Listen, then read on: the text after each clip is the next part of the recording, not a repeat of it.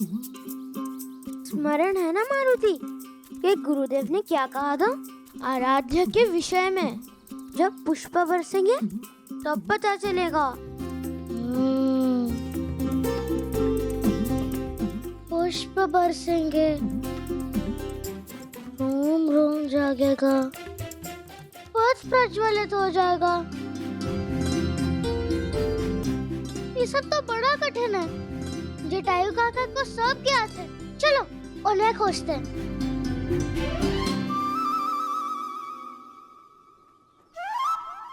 किंतु कहाँ? वहाँ।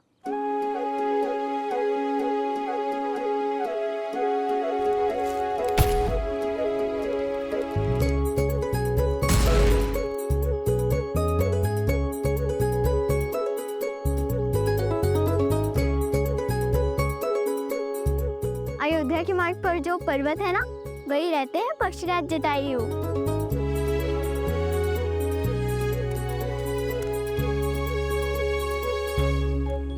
तुम? हाँ, मैं भ्राता। ये कौन है? तुम्हें पता नहीं? ये मुझे पाताल के मार्ग पर मिली थी। देखो, हमारे बीच में मत आओ। मैं तो सहायता करने आई हूँ। अब देख लो, तुम्हारा ही लाभ है। मेरी बात ध्यान से सुनना। मेरी माता कहती हैं कि सहायता लेने में कोई संकोच नहीं करना चाहिए। तो चलो वहीं जाते हैं।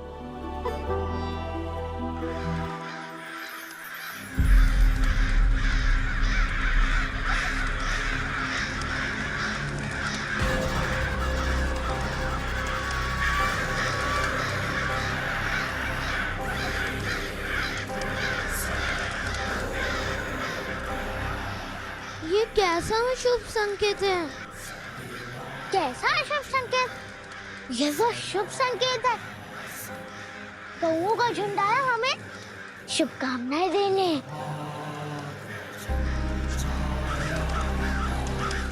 धन्यवाद नेता।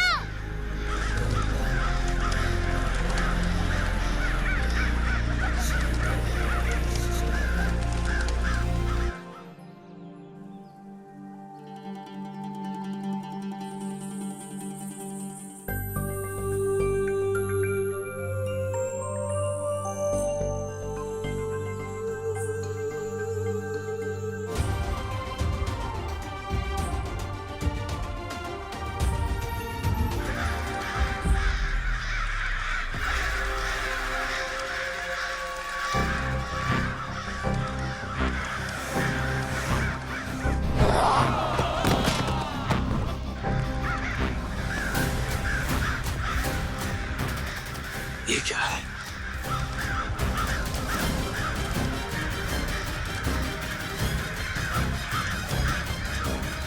ये इतने सारे काक एक साथ हैं। हे महादेव, अब ये किस विपदा का संकेत है?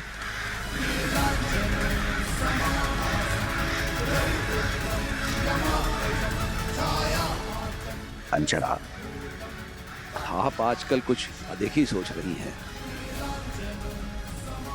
पक्षियों का झुंड ही तो है, इसमें चिंता की क्या बात है?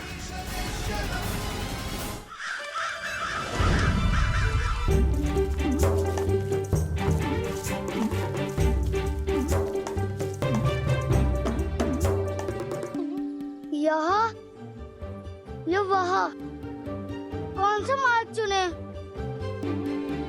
मुझे लगता है हमें उन काक की दिशा में जाना चाहिए।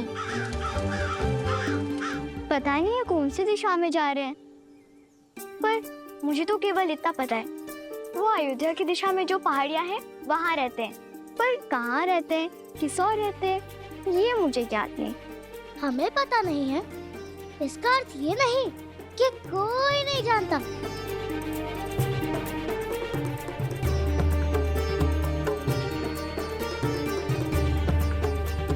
प्रणाम ऋषिवर। ये मार्ग अयोध्या जाता है? हाँ, वन के उस पार एक प्राचीन मार्ग है, उसी पर चलकर तुम पहुंचोगे अयोध्या। धन्यवाद ऋषिवर।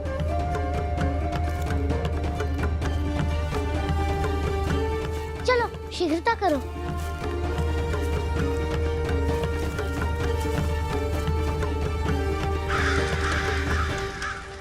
संकट, संकट, घोर संकट महल पे आया अभी। कुमार, संकट महल पे आया अभी। संकट। कैसा संकट? संकट, घोर घोर संकट, घोर संकट।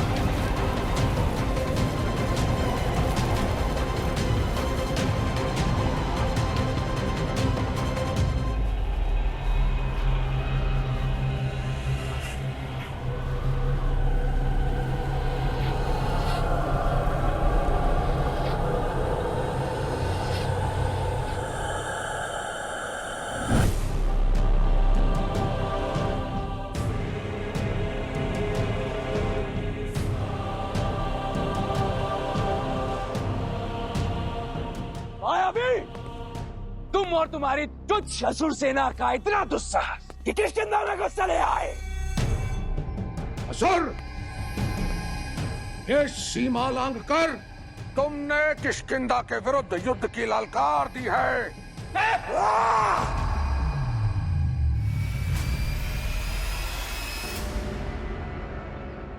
नहीं ज्वलंतक, ये प्रहार का नहीं व्यापार का समय है। सीमा पार करना यदि युद्ध की ललकार है पाली, तो वानरों ने दी है। पहले वानरों ने भंग की है सीमा। एक वानर पाताल लोक में कैसे घुसा?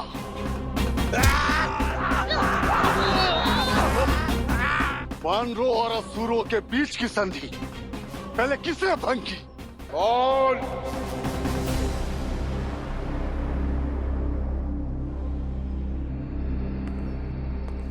सर्वप्रथम मुझे ये बताओ, तुम्हारे यहाँ आने का स्पष्ट कारण क्या है? मैं पाताल नरेश अहिरावण का संदेश लाया हूं।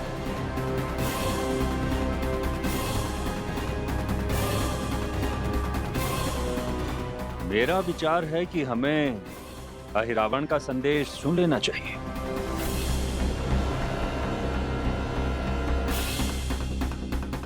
महाराज अहिरावण को वो बालक चाहिए जिसने पाताल लोक में घुसने का दुस्साहस किया।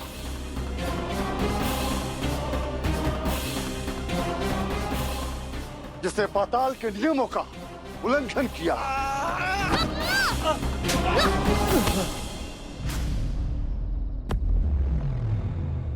उसे हमें सौंप दो, युद्ध भी नहीं होगा और संधि भी नहीं टूटेगी। मान रहो असुर, अपनी भावना और अपने शब्दों पर अंकुश लगाओ, अन्यथा ये शब्द कर दिए जाओगे। जिस वानर की बात तुम कर रहे हो वो पुत्र है मेरा, और यदि किसी ने भी मेरे पुत्र को किसी भी प्रकार की हानि पहुंचाने के बारे में विचार भी किया, वो यहां से खंड खंड होकर जाएगा, चाहे वो फिर तुम्हारा राजा अहिरावण ही क्यों न हो।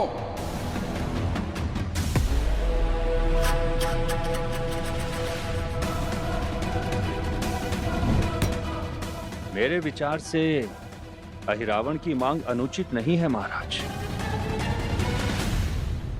सौदा घाटे का नहीं। श्रेष्ठता दिवक, ये व्यापार नहीं, राज्य और परिवार का विषय है। आप क्या चाहते हैं? हम एक असुर की धमकी के आगे घुटने टेक दें? एक असुर के अभिमान के कारण हमारे अपनों को उसे सौंप दें? कदापि नहीं। जो नियम तोड़ता है उसे दंड भुगतना पड़ता है सेनापति, और नियम आपके सुपुत्र ने तोड़ा है। अब उसके लिए हम युद्ध करके किष्किंधा की जनधन की हानि क्यों करें? दृष्टि अधिमुख! केसरी,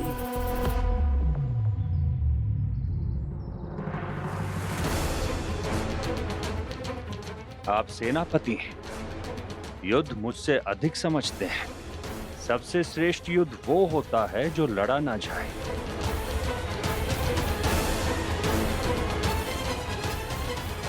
और राजनीति कहती है, यदि एक के बलिदान देने से परिवार बचता हो, यदि एक परिवार के बलिदान देने से गांव बचता हो, और यदि गांव के बलिदान देने से देश बचता हो, तो वो त्याग धर्म संगत है। महाराज, ये धर्म नहीं, व्यापार है।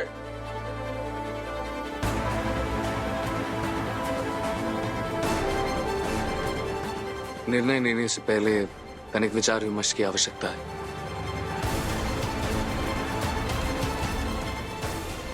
क्या हुआ क्या नहीं है समझने के लिए समय चाहिए। निर्णय छोटा नहीं है, इसकी जांच होनी चाहिए। उचित कहा राजकुमार।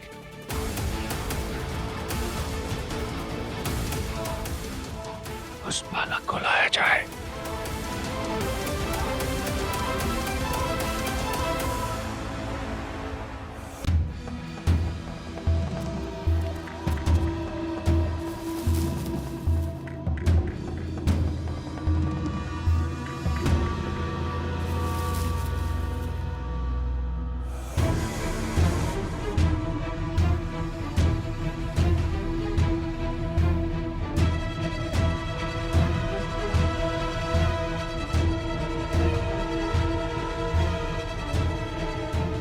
अरे रुको मित्र,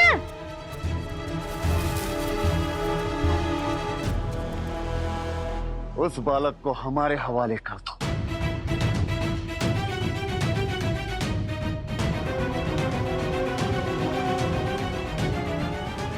इसी में सबका कल्याण है। असुर, मारुति यहां नहीं आएगा। हम असुरों के सामने ना कभी झुके थे और ना झुकेंगे। सज्ज रहो। यदि वो बालक हमें नहीं सौंपा गया तो महाराज अहिरावण इसे संघर्ष विराम का उल्लंघन समझेंगे।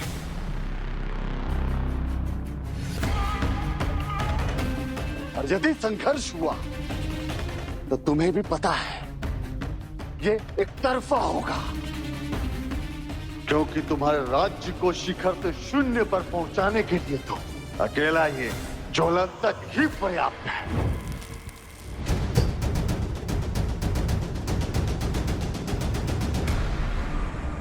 ललकारने से पहले प्रतिकार ना जांचने की भूल कर रहे हो तुम मायावी। भूलो मत, किष्किंधा बाले की भूमि है। नहीं भाभी,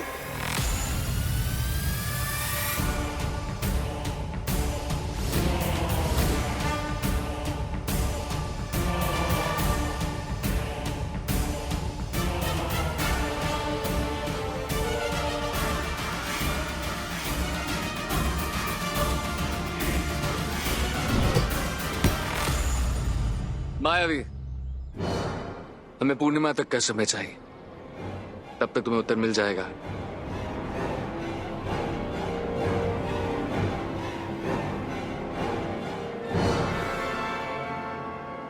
ठीक पूर्णिमा की प्रतीक्षा रहेगी। यदि निर्णय हमारे हित में ना हुआ तो सदा के लिए किष्किंधा पर अमावस्या का अंधकार छाने को सज्ज है। ये दिन, ये तो साहस मुझे स्मरण रहेगा मायावी। परिणाम परिणाम देखेगा।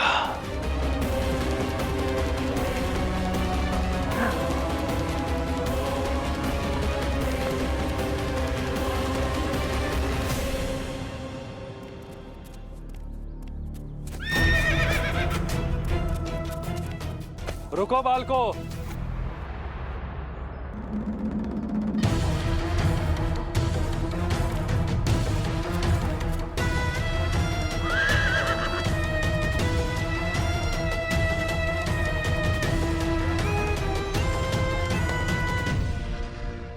तुम्हारे पास जल होगा बालको?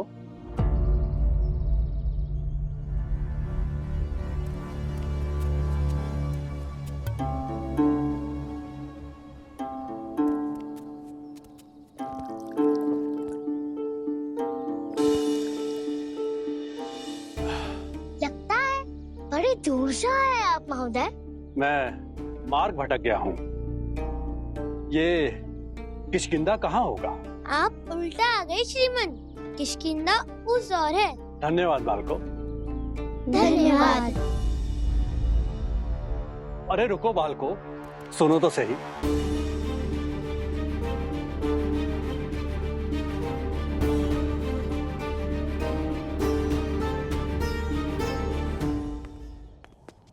ये क्या सुन रही हूँ मैं सुमेरु राज? कोई असुर मेरे मारुति को खोजते हुए यहाँ तक आया? क्या ये सत्य है सुमेरु राज? कल राजसभा में इस विषय पर मंत्रणा होगी। उसके पश्चात ही निर्णय लिया जाएगा। मैंने सभी द्वारपालों को निर्देश दिया है, बिना अनुमति के कोई भी भीतर नहीं आएगा और ना ही कोई मारुति के समीप पहुंच पाएगा।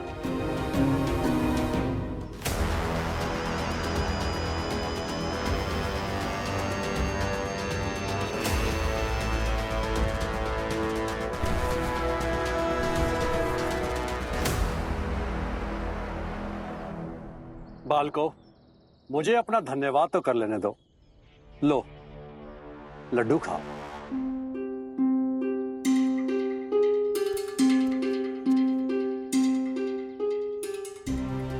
आओ बालको।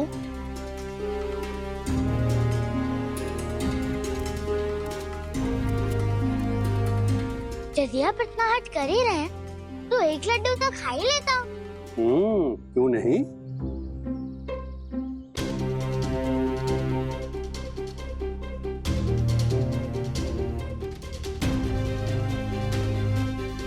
धन्यवाद। धन्यवाद। धन्यवाद।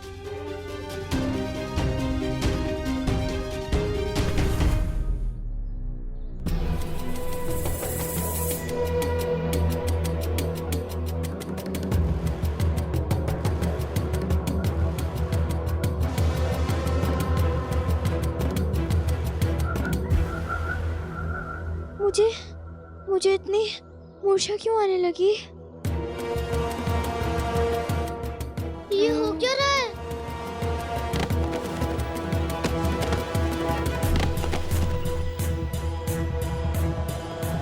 कुछ तो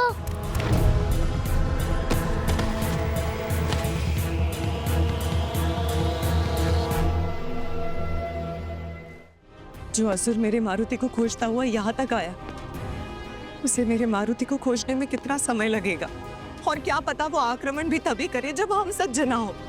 हम अंजना, मारुति को कुछ नहीं होगा। जब तक मैं जीवित हूं, मुझ में श्वास शेष है। मारुति को कोई छू भी नहीं सकता। ये असुर कभी न्याय और धर्म का पालन नहीं करते सुमेरु राज। सदा अपने माया के जाल में अबोध उनको फंसाते हैं। और मेरा मारुति तो नन्हा सा बालक ही है। अंजना, मारुति बालक अवश्य है, किंतु वो साधारण नहीं। और ये बात वो असुर भी जान चुके हैं, इसीलिए वो उससे भयभीत है। सुमेरु, विश्वास रखो अंजना, हनुमान को कुछ नहीं होगा। हनुमान का जन्म एक विशेष उद्देश्य के लिए हुआ है। उसमें इतनी शक्तियां हैं कि कोई असुर उसे छू भी नहीं सकता। आप निश्चिंत रहें।